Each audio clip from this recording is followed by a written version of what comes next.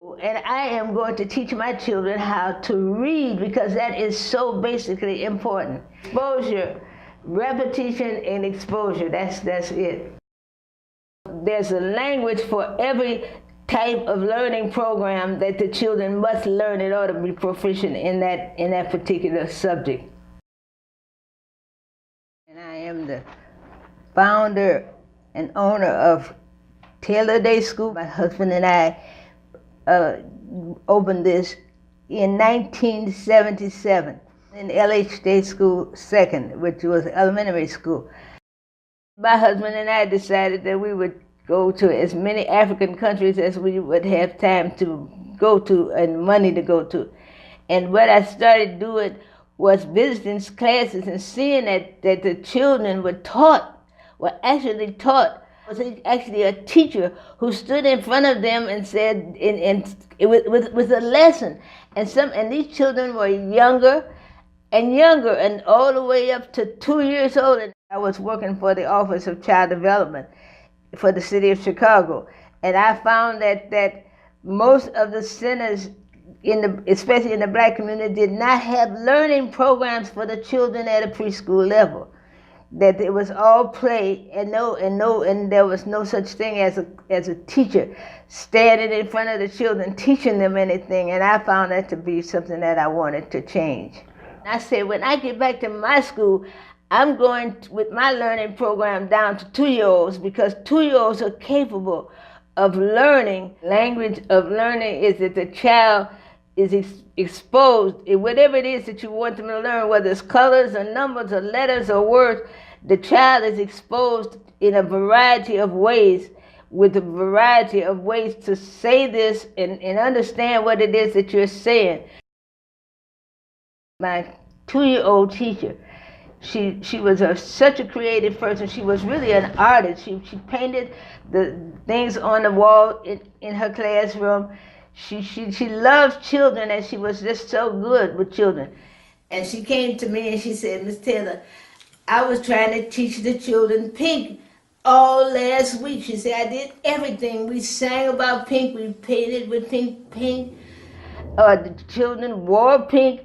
I wore pink. The walls were painted. Everything, she said. And when I asked the children, what is this?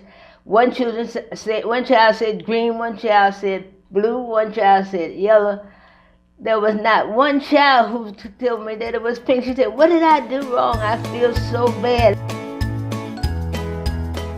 Remember when they came to the school and you might say, what color is this? And they might say wood, or they might say a number, or they might not say anything. I said, when all of them said color, you succeeded. You taught the children the language of color. And she smiled and I shook her hand. There's a language for every type of learning program that the children must learn in order to be proficient in that particular subject. It was harder for the teachers to understand that this was possible with 2-year-olds. So we started with colors, and that's what we did. We went from colors to numbers to words to letters, and finally when they get to kindergarten, they were writing and reading words and even sentences. I started with colors because the preschool environment is so rich with colors. And somebody said, well, the first thing you introduce in the preschool classroom is letters. I said, no, we went from colors to numbers for the same reason that the preschool environment is so rich with numbers and so many opportunities for the teacher to introduce numbers, the names of letters, and the sounds that letters make. You have to know the sounds that letters make in order to blend the sounds together to make words. The language of letters goes on and on up until the 3rd grade. The child is still learning new things about letters. The 4-year-old goes into kindergarten knowing the names of all of the 26 letters. The child would know vowels and long vowels and short vowels and things like that. The child would have actually started, maybe the teacher would have started with a reading program that we have purchased. When the child leaves kindergarten, to go in the first grade, the expectation is that the child is ready to read, and there are all kinds of different programs that test children to see, is the child ready to read. I think that what most programs tend to concentrate on is the very, very, very bright children. And what we try to say was a child who would maybe not the top of the class and not the bottom of the class, but the middle child.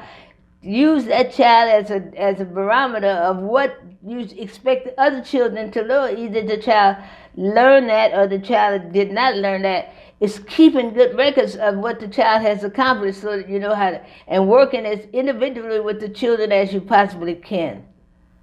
Then you don't have to worry about what a child at 3 should do. You're talking about this particular child at 3, not just all children. One of the teachers of a 3-year-old, parent of a 3-year-old came to me and said, you know, my daughter came home and told me that this color was chartreuse. And she said, I didn't know chartreuse myself. And I said, you know, I really probably couldn't identify it myself. And so that particular year, that teacher had actually exposed the children in her classroom to chartreuse, which happens sometimes. I'm so excited to the top of the mountain. I feel joy down in my heart. That's why I'm singing and dancing. You are welcome, we love you. The general society does not do that for a black child the way it does for a white child. You turn on the television or open a magazine or open a book, it doesn't say you're a wonderful person and you're beautiful and you're black. Somebody has to actually present that to the child and present that child with material that will help to foster that. Exposure, repetition and exposure, that's it. One of the things I believe about elementary preschool kids is that they can sing on what do you call it when they not singing? Yeah. I feel joy.